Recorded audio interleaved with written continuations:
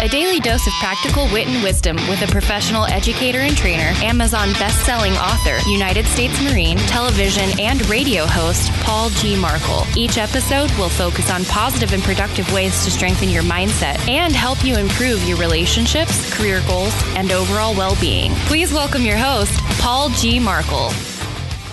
Welcome back to Morning Mindset. I'm your host, Paul Markel. Thank you once again for joining me. And today we're going to follow on with from yesterday's episode about sacrifice and being in control. Several years ago, I came up with a concept to help out the listeners from my full-time radio show, and I call it the 24-hour blackout. Now, across the United States over the last, several decades, we've had major storms. We've had the Hurricane Katrina and Hurricane Sandy and Hurricane this and Hurricane that and so on and so forth. And what happens?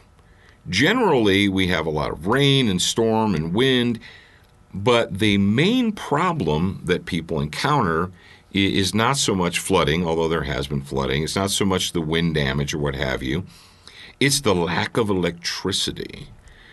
You know, we see our major cities fall into chaos within a few hours of the power being out. Not people starving to death, not people, being flooded out of their homes, not people being, destitute on the street. Go to any major metropolitan area in the United States of America, you name it, New York, Philadelphia, Chicago, whatever. Turn out the power. Just turn the lights out. And within a few hours, it turns into an apocalyptic zombie nightmare, right? It's almost as if people are afraid to live their lives without electricity or Wi-Fi or internet or what have you. And many people who want to be a prepared individual, preppers, and even if you don't consider yourself a prepper, and prepper has taken on a pejorative connotation here lately anyway, but a person who, they believe that their household should be prepared to survive in the event of an emergency, whether it's like I said, an ice storm or a hurricane or aftermath of a tornado or earthquake or what have you. So the 24-hour blackout is basically this. And if you're the head of a household, if you're either a mom or a dad or whatever, father, mother, you decide, okay, on this day, and you pick a day, whatever it is, Saturday, a Sunday. Generally, Sundays are more convenient for everybody where they work because you're not required to leave the house to go to work for the most part. I know a lot of people do work on the weekends, but for the average person, Sunday is the day that you don't have to leave, go to work, go to school, so on and so forth. So you choose a day and you tell everyone in the household, okay, on this day, we're going to institute a 24-hour blackout. And by a 24-hour blackout, that means that when the sun comes up, or we go to sleep that night or whatever, we're not going to leave the house, our property, our home, or what have you, and we're not going to watch TV. We're not going to use any of our mobile phones, no internet of any kind, no Wi-Fi, no nothing. And we've done this a couple of different times, or we've encouraged our listeners on the other full-time radio show. We've encouraged our listeners to take this time with their family, with their household, to have a deliberate 24-hour blackout. No external distractions. That's the big thing. No external distractions. No distractions from phone calls, from text messages, emails, no social media, no cable television and commercials and so on and so forth. Basically, no electronic devices. Now, yes, you can run the electricity in your house. You can run your lights, and you can do laundry and all that stuff. I'm not talking about going out behind the house and grabbing the main breaker switch and turning it off on purpose. I'm talking about a blackout where you have no external distractions whatsoever. And what do you do during that time? Well, read a book, cook a meal, Take the time to involve everyone in the meal preparation. Grill out if you want to. I don't care. Have some family time. Actually go out into your yard. If you do this in the spring or the summer, go outside. Play horseshoes. Grab a couple of baseball mitts and a baseball and play catch with your kids. Throw a football back and forth. You don't have to have gloves or mitts. Get a football and go out and toss the ball with your kids. Like I said, brew some coffee. Sit down and quietly read a book. You would be amazed. We've done this, like I said, a couple of times.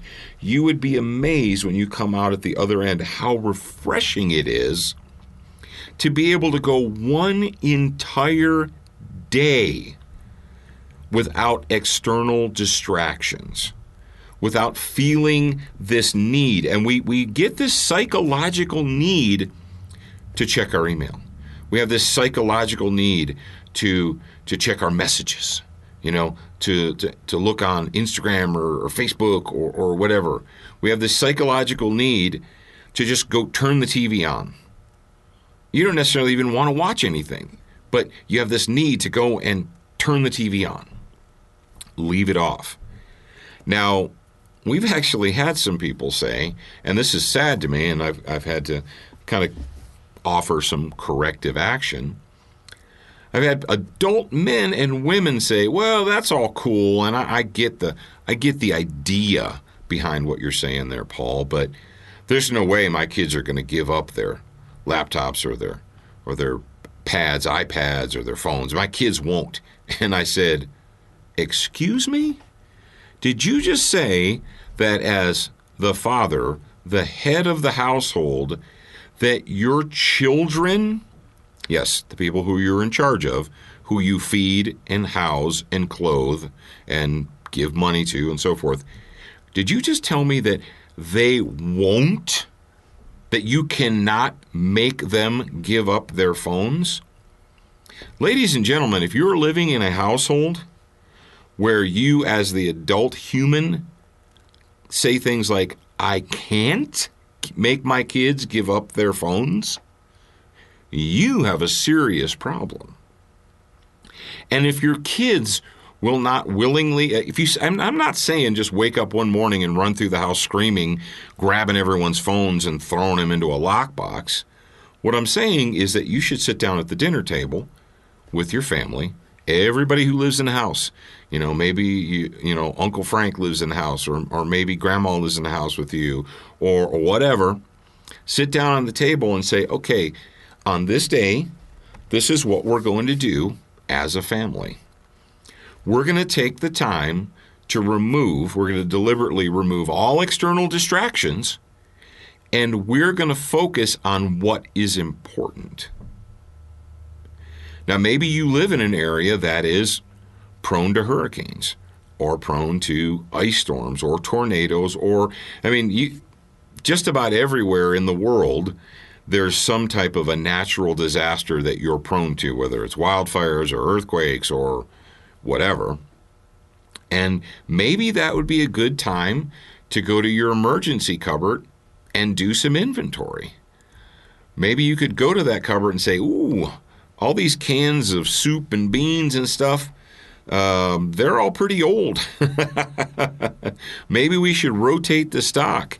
Maybe the 24-hour blackout might be a good time for you to go to your emergency cupboard and pull out all that stuff that's either just, past its expiration date or getting ready and using it and then replacing it. That might be a good thing. But my point is this. If you're in a position where people in your family feel such a strong psychological attachment to their mobile phones or the internet or Wi-Fi or whatever, that they cannot sacrifice it for one day, even after you sit down, what do you think's going to happen when the reality of the world sets in and you really don't have electricity or cell phone coverage or internet coverage or running water even for a day or two or more? Down on the Gulf Coast in the aftermath of Hurricane Katrina, there were people that went not a few days, but a few weeks without utilities, without electricity, internet, so on and so forth. If you can't deliberately go one single day without using your phone, what is going to happen when you have to go an entire week or a whole weekend? Ladies and gentlemen, if you want to take control of your life, you want to see what it's like to live without distractions, I would suggest to you that sometime in the near future that you sit down with your family and you plan the 24-hour blackout. You would be amazed at how much you can accomplish when you come out on the other side. All right, that's it for today. Thank you for joining me. I am your host, Paul Markel, and I'll talk to you again real soon.